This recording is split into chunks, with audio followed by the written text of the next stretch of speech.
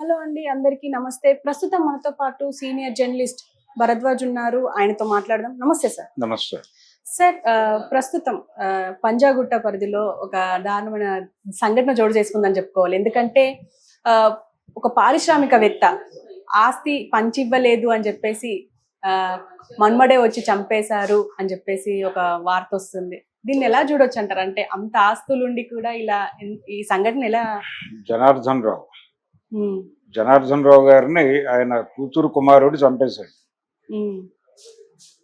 అంటే అతన్ని పంజాగుట్టలో అరెస్ట్ చేశారు, కానీ యాక్చువల్గా ఇది అక్కడ ఒంగోలు పంజాగుట్ట పరిధిలో దొరికాడని చెప్తున్నారు.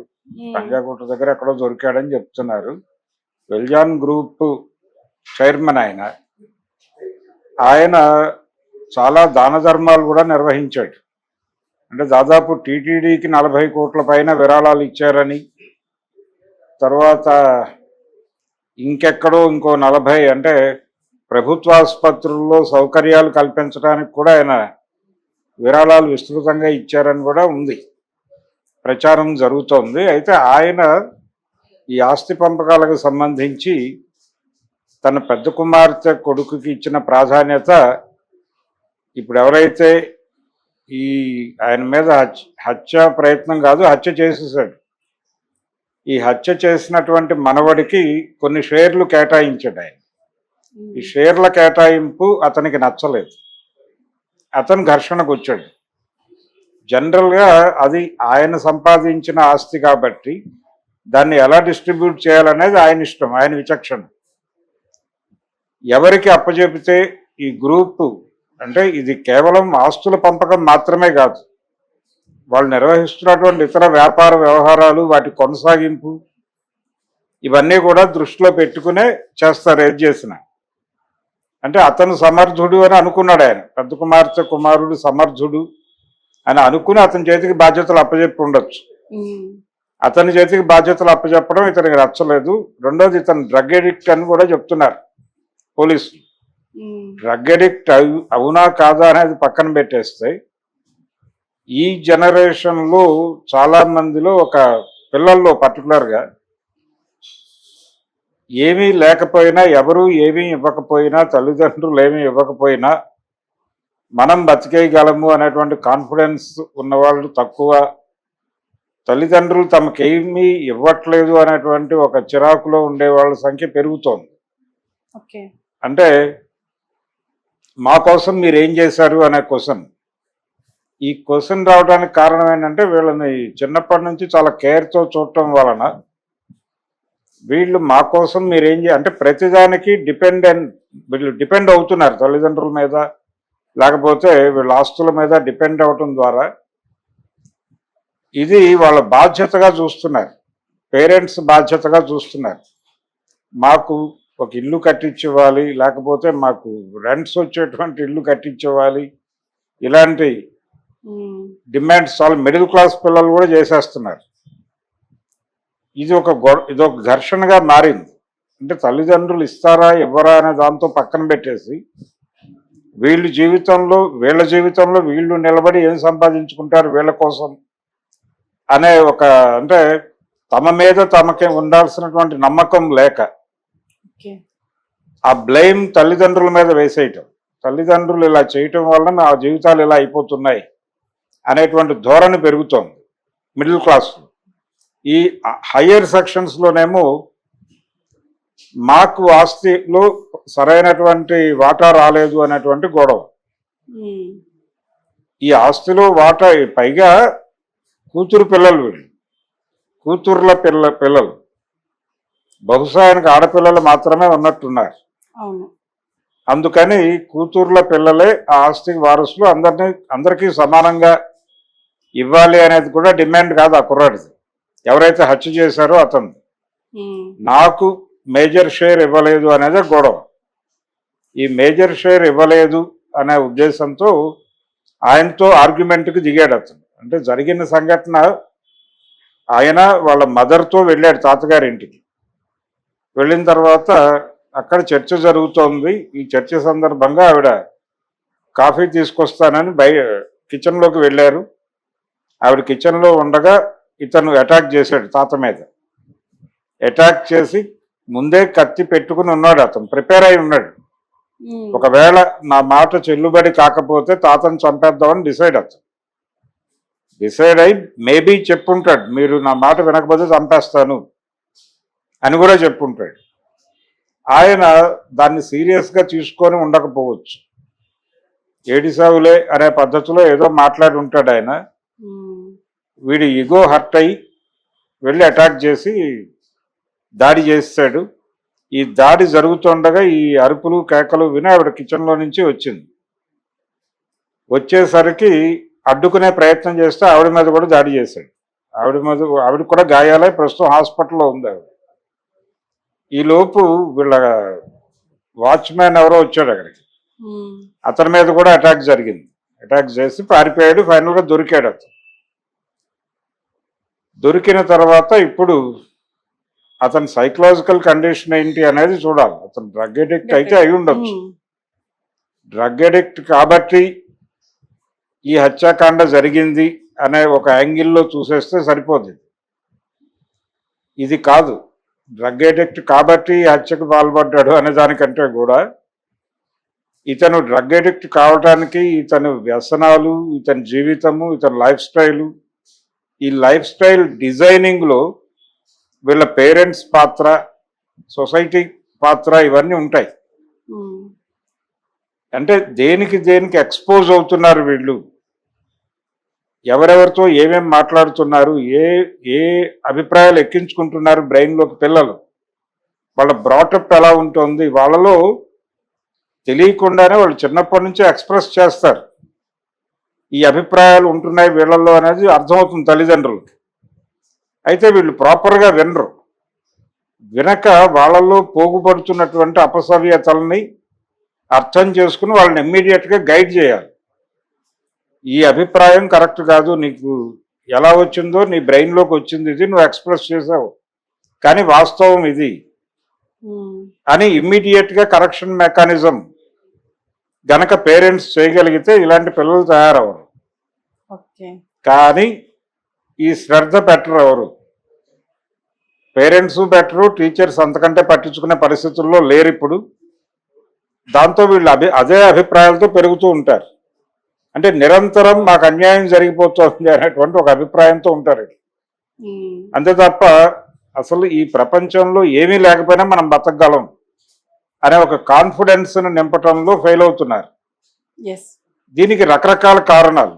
అంటే వీళ్ళ వ్యసనాలు, వాళ్ళు ఎటు వెళ్తున్నారు, ఆ ట్రావెల్లో. అంటే రెండోది మార్కెట్ ఎకానమీలో ప్రతి మనిషి కూడా రోజుకి ఎంత ఖర్చు పెట్టాలనేటువంటి ఒక ప్రోగ్రామ్ డిజైన్ అయిపోయి ఉంది. ఈ డిజైన్డ్ ప్రోగ్రాంలో మనం డబ్బులు ఖర్చు పెట్టుకుంటూ వెళ్ళిపోతాం. డబ్బులు ఖర్చు పెట్టడము, డబ్బులు సంపాదించటం, ఈ రెండిటి మధ్య తూకం దెబ్బతిన్నప్పుడు కష్టాల్లోకి వెళ్తాడు ఏ మనిషి అయినా. ఈ కష్టంలోకి వెళ్ళినప్పుడు పర్వాలేదులే, ఈరోజు డబ్బులు లేకపోయినా పర్లేదు, మనం రేపు సంపాదించుకోగలం అనే కాన్ఫిడెన్స్ ఉంటే ఓకే. కానీ వీళ్ళేమో డిపెండ్ అయి ఉంటారు. మాకేదో ప్రాపర్టీ రావాలి, ఇన్ని కోట్లు అని, పైగా డ్రీమ్స్ ఉంటాయి వీళ్ళకి. ఆ డ్రీమ్స్ ఏంటంటే మా తాత సంపాదించాడు కాబట్టి దానిలో నాకు ఇప్పుడు ఆయన 40 కోట్లు అలా దానాలు ఇచ్చాడంటేనే, ఆయన దానాలే 100 కోట్ల పైన దానాలు చేశాడంటేనే ఆయన ప్రాపర్టీస్ ఏ లెవెల్లో ఉంటాయో అర్థమవుతుంది మనకి. కాబట్టి వాటి మీద తన షేర్ క్యాలిక్యులేట్ చేసుకుని ఉన్నాడు ఆ కుర్రాడు. ప్రిపేర్డ్గా ఉన్నారు. అది రావాలనుకుంటున్నాడు, అతని కోరిక, అతని డ్రీమ్. ఆ డబ్బులు వస్తే తన జీవితం ఇలా డిజైన్ చేసుకోవాలనేది కూడా ఒక ప్రాజెక్టు, ప్రోగ్రామ్ ఉండుంటుంది అతను. ఎప్పుడైతే అతనికి ఆ షేర్ రాలేదో ఇమ్మీడియట్గా అతనికి ఒక సర్కిల్ ఉంటుంది. ఆ సర్కిల్ నుంచి కామెంట్స్ మొదలవుతాయి. మొదలైనప్పుడు దానికి రియాక్ట్ అవుతూ వీడు ఒక ప్రోగ్రామ్ డిజైన్ చేసుకుంటాడు. డిజైన్ చేసుకుని ఇప్పుడు ఆ తాతని లేపేయాలి అనే ప్రోగ్రామ్ డిజైన్ చేసుకోవడం వెనకాల ఈ ప్రెజర్స్ అన్నీ ఉండుంటాయి అతనికి. ఇతను ఇలాంటి వాళ్ళని కొంచెం జాగ్రత్తగా హ్యాండిల్ చేయాలి. సైకలాజికల్ డిజార్డర్ చాలా మంది పిల్లల్లో ఉంది. ఇప్పుడు చాలా మంది పిల్లల్లో సైకలాజికల్ డిజార్డర్ అనేది ఒక ఫినామినాగా మారిపోయిన ప్రపంచంలో మనం బతుకుతున్నాం. దీనికి ప్రధానమైన కారణం ఏంటంటే చిన్నప్పటి నుంచి పిల్లలతో ఎక్కువ టైం పేరెంట్స్ స్పెండ్ చేయకపోవడం, పిల్లలతో ఇంటరాక్ట్ కాకపోవడం. పిల్లలతో ఇంటరాక్ట్ అయితే వాళ్ళలో పోగుపడుతున్నటువంటి తప్పుడు భావజాలం అర్థమవుతుంది. పేరెంట్స్కి అర్థమయ్యేది ఇది వరకు. అర్థమైనప్పుడు వాళ్ళు ఇమ్మీడియట్గా అడ్రస్ చేసేవాళ్ళు దాన్ని. ఇందాకేదో మాట్లాడావు నువ్వు, అది కరెక్ట్ కాదు అని వాడిని ఏదో టైంలో కూర్చోబెట్టి కౌన్సిలింగ్ చేసేవాళ్ళు. ఈ కౌన్సిలింగ్ తాలూకా ప్రభావం వాడికి వాస్తవాలు అర్థం చేయించడం, రియాలిటీ అనేది పిల్లలకు ఎప్పటికప్పుడు అర్థం చేయించాలి. ఈ రియాలిటీస్ అర్థం చేయించకుండా పెంచుతారు. వాడి లైఫ్ అర్థం కాదు, వాడి చేత ఏ పని చేయించరు. చిన్నప్పటి నుంచి ఏ పని చేయించకపోవటం వాడిని కొంచెం అంటే ఒక బోన్లో ఉంచినటువంటి వ్యక్తిలాగా చూడటం, బోన్సాయి మొక్కలాగా, ఒక కుండీలో ఉన్న మొక్కలాగా చూడటం, చాలా జాగ్రత్తగా చూసుకుంటున్నాం కదా, కేర్ తీసుకుంటున్నాం అనే భ్రమలో ఉంటారు. కానీ వాళ్ళకి లైఫ్ అర్థం కాకుండా చేస్తున్నాము అని అనుకోరు. దాంతో వీడికి లైఫ్ అర్థం కాదు, రియాలిటీ అర్థం కాదు, రియాలిటీని ఎలా ఫేస్ చేయాలో తెలీదు. రోజువారీ సమస్యలతో నాకు ఏ సంబంధం లేదు, ప్రతి పని ఎవరో చేసి పెడతారు అనుకుంటారు. ఈ ఎవరో చేసి పెడతారు అనుకున్నప్పుడు చేయటానికి ఎవరూ లేరు అన్నప్పుడు వీళ్ళ రియాక్షన్ చాలా వైలెంట్గా ఉంటుంది. ఆ వైలెంట్ రియాక్షనే ఇప్పుడు మనం చూసాం, తాతని చంపిన మనవడు అనే కథలో చూసాం. కాబట్టి ఇలాంటి మనవళ్ళు, ఇలాంటి కొడుకులు చాలా మంది తిరుగుతున్నారు సమాజంలో. చాలా మంది తల్లిదండ్రులు తమ పిల్లల్ని చూస్తేనే భయం వేస్తుంది ఈ రోజుల్లో. అంటే పిల్లలు ఎక్స్ప్రెస్ చేస్తున్నటువంటి, అంటే వాళ్ళు పెరిగిన తర్వాత ఎక్స్ప్రెస్ చేస్తున్న అభిప్రాయాలు చూసి భయపడుతున్నారు. ఈ అభిప్రాయాలు వాళ్ళకి ఈ ఒక్కరోజుతో రాలా, ఈ ఒక్కరోజుతో వచ్చినవి కాదు. అది వాడు చిన్నప్పటి నుంచి వాడిలో నెమ్మదిగా మేటేసుకుపోతున్నటువంటి భావజాలం తాలూకా రియాక్షనే ఇప్పుడు మనం వింటున్నాం. ఇది ఇలాంటి ఎక్స్ప్రెషన్ వాళ్ళ నుంచి రావడానికి కారణం మనమే అని చెప్పి వీళ్ళు అనుకోరు. చాలామంది ఇప్పుడు భార్యలని చంపేస్తున్నటువంటి భర్తలు, ఇలాంటి రకరకాల కేసులు వింటున్నాం మనం. వీళ్ళందరూ కూడా అంటే ఒక రకమైనటువంటి అహంకార ధోరణి, నా అంతటి వాడిని నేను, నాకు ప్రతి ఒక్కడు సరెండర్ అయి ఉండాలి, ఇలాంటి ఒక అభిప్రాయం. రోడ్డు మీద వెళ్ళేటప్పుడు కూడా అవతల వాడికి స్పేస్ ఇవ్వాలి అనే ఆలోచన ఉండేది ఇదివరకు. అంటే వెళ్తున్న రోడ్లోకి ఇంకో రోడ్డు కలుస్తున్నప్పుడు అటునుంచి వెహికల్స్ వస్తాయి కాబట్టి మనం స్లో అయి వెళ్ళాలి ఇలాంటి సందర్భాల్లో అని రెండు వైపుల వాళ్ళు అనుకునేవాళ్ళు. ఇప్పుడు అలా అనుకోవడం లేదు. అవతల వాడు అడ్జస్ట్ అవ్వాలి, నేను మాత్రం నా వేగంలో నేను వెళ్ళిపోవాలి అన్న ధోరణిలోనే బిహేవ్ చేస్తున్నారు. ఈ ధోరణి చాలా ప్రముఖంగా ఇదివరకు అలా ఉండేది కాదు. మా చిన్నప్పుడు కూడా అలా ఉండేది కాదు. ఏదైనా అవతల నుంచి వాహనాలు వచ్చే కార్నర్ కానీ ఏదైనా ఆ ఏరియాకి వెళ్ళినప్పుడు స్లోగా వెళ్ళాలి అనేది ఒక పద్ధతి పాటించేవాళ్ళు. అలాగే వెనక వాహనం వేగంగా వస్తున్నప్పుడు వీళ్ళు స్లోగా వెళ్ళేవాళ్ళు కొంచెం పక్కకు తీసి ఒక్కోసారి ఆపేసేవాళ్ళు కూడా, వాళ్ళకి స్పేస్ ఇస్తూ. ఇటువంటి సంయమనం లేదు ఇప్పుడు. అంటే బ్రేకు, హారను రెండు ఉంటాయి ప్రతి వెహికల్కి. వీళ్ళు ఏం చేస్తున్నారు, ప్రజెంట్ జనరేషన్ ఏం చేస్తుందంటే ఈ బ్రేకుకు ప్రత్యామ్నాయంగా హారన్ వాడుతున్నారు. అంటే బ్రేక్ ఏమో బండిని ఆపుతుంది, హారన్ ఏమో నేను వస్తున్నానని వార్నింగ్ ఇస్తుంది. అంటే నేను వస్తున్నాను నువ్వు తప్పుకో అని వార్నింగ్ ఇవ్వటమే, బ్రేక్ వేయటం లేదు. అంటే అవతల వాడి కోసం మనం కొంత టైం స్పేర్ చేద్దాం అని అనుకోవడం లేదు ఎవరు. నేను వస్తున్నాను నువ్వు స్పేస్ ఇవ్వు. అవతల వాడు కూడా ఇలాంటి అభిప్రాయంతోనే ఉంటే యాక్సిడెంట్ అవుతుంది. ఇదే జరుగుతోంది. అంటే దీనికి కారణం ఒకటి, మార్కెట్ ఎకానమీ వచ్చిన తర్వాత రకరకాల శక్తులు మనుషుల మీదకి వచ్చేస్తాయి. అంటే పసితనం నుంచే మార్కెట్ అట్రాక్ట్ చేస్తుంది పిల్లల్ని. అట్రాక్ట్ చేసి వాళ్ళకి రకరకాల సరుకులు కొనుక్కోమని చెప్తుంది. ఆ సరుకులన్నీ కొనిపెడుతున్నారు, చేతిలోకి చేరుతున్నాయి. అవన్నీ కూడా వాళ్ళ కల్చర్లోకి తీసుకెళ్ళిపోతున్నారు, మార్కెట్ కల్చర్లోకి తీసుకెళ్ళిపోతున్నారు. దాని నుంచి పిల్లల్ని ఎలా కాపాడుకోవాలనేది అర్థం కావట్లేదు తల్లిదండ్రులకి. అర్థం కాకపోవడం ఒక గందరగోళం అయితే, టైం ఉండటం లేదు. ఈ టైం ఉండకపోవడం అనేది ఇంకో గందరగోళం. ఈ గందరగోళంలో పిల్లలకి పేరెంట్స్కి మధ్యలో చాలా గ్యాప్స్ పెరిగిపోతున్నాయి. ఈ పెరిగిపోతున్న గ్యాప్స్ని పూరించుకున్న కుటుంబాల్లో బాగానే ఉంది వాతావరణం. ఈ పూరించుకోలేకపోయినటువంటి కుటుంబాల్లో పిల్లలు విచిత్రంగా తయారవుతున్నారు. తయారయ్యి వాళ్ళకి ఫస్ట్ శత్రువు, వర్గ శత్రువులాగా తల్లిదండ్రులే కనిపిస్తున్నారు. దాంతో తల్లిదండ్రుల్ని కొట్టటము, చంపేయటము దాకా వెళ్ళిపోతున్నారండి. వైలెంట్ రియాక్షన్స్ పిల్లల నుంచి కనిపిస్తున్నాయి. చాలా మంది సైకియాట్రిస్టుల దగ్గరికి వెళ్తున్న కేసుల్లో ఇవే ఉన్నాయి. వీళ్ళు పక్క ప్రపంచం మీద కూడా చిరాకు పట్టడం మొదలు పెడతారు ఒక దశకు వచ్చాక. ప్రతి ఒక్కరు అంటే ఫాల్స్ ఈ ప్రెస్టేజ్కి కూడా గురవుతున్నారు. ఇది ఇంకొక రోగం. ప్రజెంట్ జనరేషన్ ఫేస్ చేస్తున్నటువంటి ఇంకొక రోగం ఏంటంటే ఫాల్స్ ప్రెస్టేజ్. అంటే తన గురించిన నిజం బయటకు చెప్పరు. నిజం తెలియకూడదు అనుకుంటారు వాంటెడ్గానే. నిజం తెలియకూడదు అని ఆ నిజాన్ని కవర్ చేస్తూ రకరకాల అభిప్రాయాలు స్ప్రెడ్ చేస్తారు. స్ప్రెడ్ చేసి తాము చెప్పిన అబద్ధాలు తామే నిజమని నమ్మే పరిస్థితికి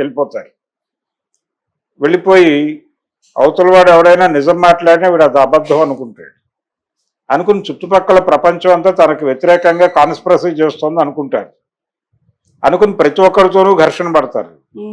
ఇలాంటి కేసులు కూడా సైకియాట్రిస్ట్ దగ్గర తెగ పెరిగిపోతున్నాయి. చాలా మంది సైకియాట్రిస్టులు ఈ మధ్య కాలంలో ఈ సైకియాట్రిక్ ప్రాబ్లమ్స్తో పెరుగుతున్నారు జనాలు. అలాగే ఇలాంటి క్లినిక్స్ కూడా పెరుగుతున్నాయి ఈ మధ్య కాలంలో చూస్తే. గతంలో లేవు. ఇప్పుడు ఒక రకంగా సైకలాజికల్ ప్రాబ్లమ్స్తో ఉన్నటువంటి యూత్ పెరగటం అనేది ఏ దేశానికైనా శాపమే.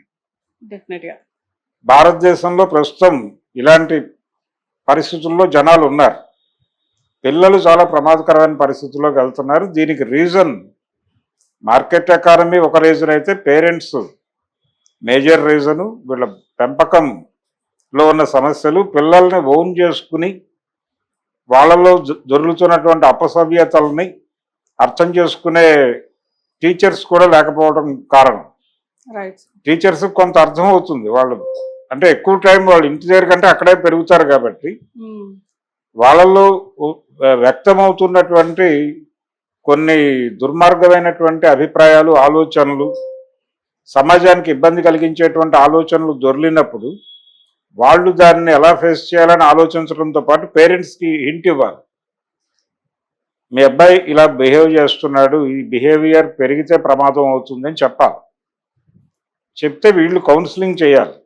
పేరెంట్స్ దగ్గర కూర్చోబెట్టుకుని వాళ్ళని చిన్నప్పటి నుంచి, అంటే మనకు ఒక పాత సామెత ఉంటుంది, మొక్కై వంగనది మానయ్య పొంగుతుందా. ఇప్పుడు ఈ కేసులో తాతగారిని చంపేసినటువంటి మనవడి గారు మానయ్యాడు. ఇది మొక్కగా ఉన్నప్పుడే ఈ లక్షణాలు ఉన్నాయి ఆ కుర్రాళ్ళు. ఈ లక్షణాలని మొక్కగా ఉన్నప్పుడే గనక చూసి ట్రేస్ చేసి, ఎవడు పుట్టుకతో విలన్ కాదు, క్రమంగా వాడు విలనో హీరోనో మరొకటో అవుతాడు. వాడు విలన్ అవటానికి కూడా మనమే కారణం, వాడు హీరో కావటానికి కూడా మనమే కారణం అని అనుకోరు. అలా అనుకుంటే వీళ్ళు డిజైన్ చేస్తారండి. ఆ డిజైనింగ్ ప్రాబ్లం వలన వచ్చినటువంటి సమస్య ఇది. ఆ ఇంట్లోనే కాదు, ఇప్పుడు ఆ జనార్దన్ రావు గారి ఇంట్లోనే కాదు, చాలా ఇళ్లల్లో ఇది ఒక ఇష్యూగా ఉంది ప్రస్తుతం.